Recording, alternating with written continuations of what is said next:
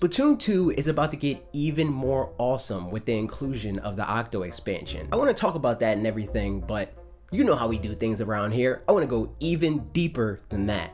Get it? Get it? Because Octolings live underground, deeper. You know what? Forget it. You guys don't understand my comedic genius.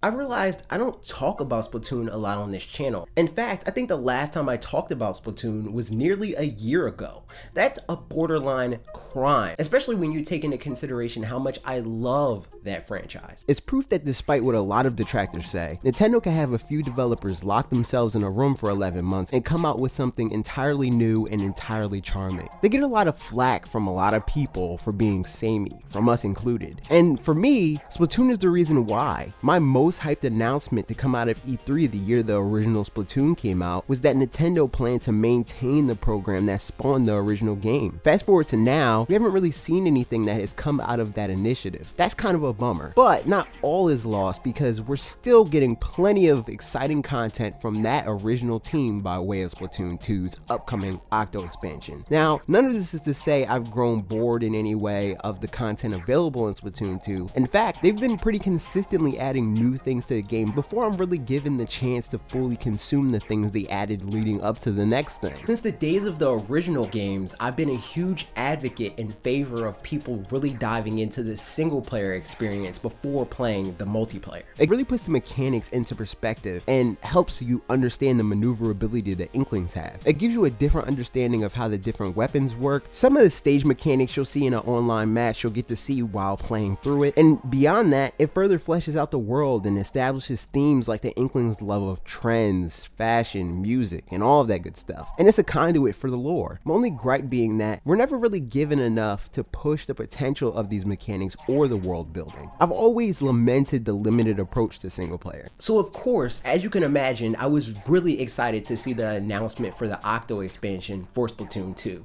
Mostly because of the mini challenge approach to the level. Mostly because I really want to experience the mini challenge approach to the level design. I think it has the potential to make me an even better player than the main single player content has already, because it's less worried about a player becoming frustrated. Something I think is backed up by the inclusion of Pearl and Marina, who will give the ability to skip levels that are giving you a hard time. In an interview with IGN, Splatoon 2's producer Hasashi Nogami talked a lot about how rather than being an A to B affair, the new campaign will task us with new kinds of challenges that encourage different kinds of play, as well as giving us more opportunities to put different kinds of weapons that we may not typically take advantage of to the test. And that's not exclusive to players either. Enemies also have access to more weapons and specials than they do in the main story content. The overall vibe I'm getting from the levels so far is that they are meant for intermediate players that want to hone their skills further after playing through the campaign. It's a lot more brutal than the campaign, it seems though. Each mission costs a set amount of points that will afford you 3 lives. If you lose all 3 lives, you'll be able to continue from the last checkpoint by paying more points, completely restart the level, which is fortunately free, skip the level like I mentioned before, or abandon the level entirely and return to the subway. Beyond all of that gameplay stuff, we're given a small amount of details for the story in the expansion, being that you play as the Octoling girl or boy who wakes up in this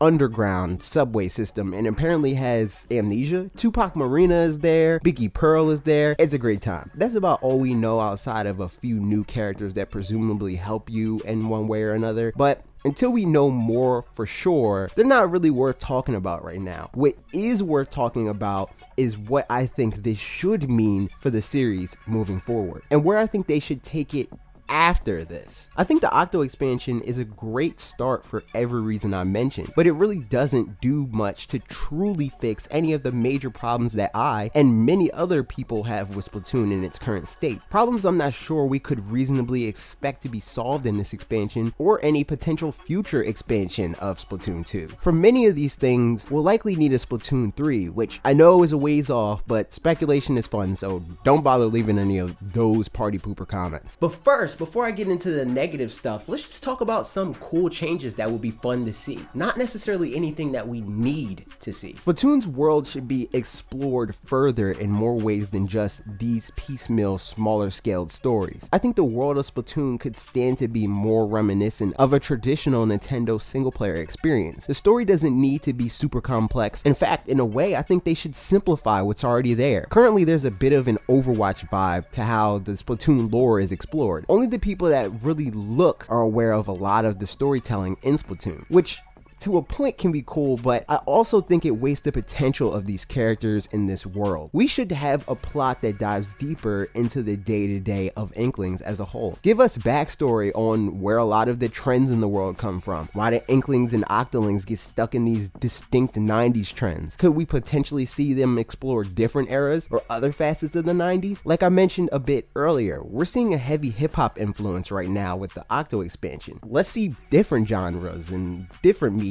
Show us why turf wars are important. How do the other games factor into this world? What other obstacles aside from a kidnapped ally can we be presented with that would be the catalyst to a new adventure? In other words, I don't think we always need to be agents. Maybe we can explore the idea of the research lab being a thing in this Splatoon world. Maybe Inklings and Octarians alike revolt against us for meddling together, like another animal family, a family that could potentially bring with them interesting game mechanics to challenge us as players. And that's another thing, we should really be doubling down on really exploring the abilities Inklings have at their disposal. Splatoon 2 definitely takes it to the next level in the final sector of the campaign, but I think there's a lot more potential in the mechanics we already have, let alone mechanics that they can add to the game with a sequel. Enough to even justify a 10 to 15 hour long campaign. What if the campaign is also playable with a friend through online play or local wireless? What kind of levels could we get if we have another Inkling or Octoling by our side? Salmon Run is flirting with the idea of co-op. Let's go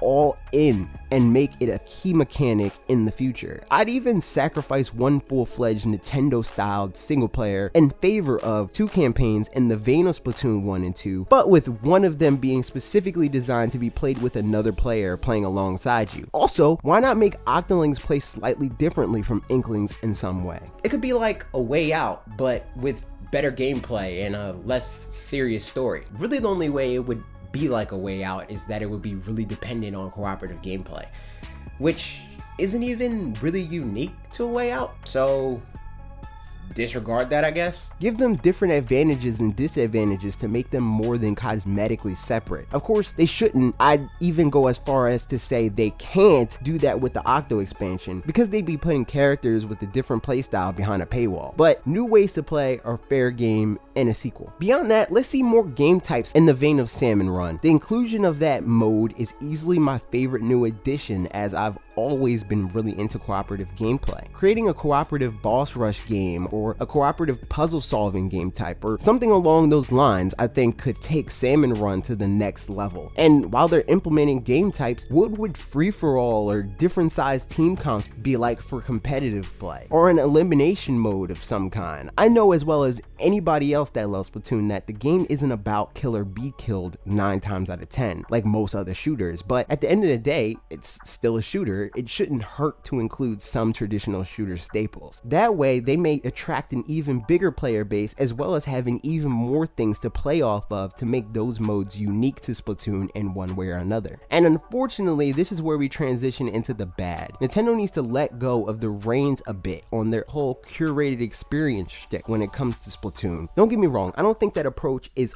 all bad like a lot of people do. I'm all for the weapon and stage drip feed. I think eventizing things like that adds a lot to the experience, but I can see people's frustration with the headache that is customizing how you play beyond that. People want to be able to play turf war with their friends on the same team against random players. It's currently a dice roll. You can't even join ranked games at all with a friend, which plays into another popular gripe. Playing ranked of any kind with friends is a major pain. There are a few hurdles that you need to clear to make playing with a friend a possibility. First, you need to get to level 10 to unlock ranked play in the first place. This I partially understand. You should be at a certain skill level before jumping into ranked battles. But I think you should be able to gain experience in modes outside of Turf War. This way, you can be working toward that while naturally experiencing the game in the way you want without it being a grind. Unless you're already experienced, of course, but that's a whole other can of worms that would ultimately require Turf Wars to be skill-based to a degree to fully address, which I don't think they should do.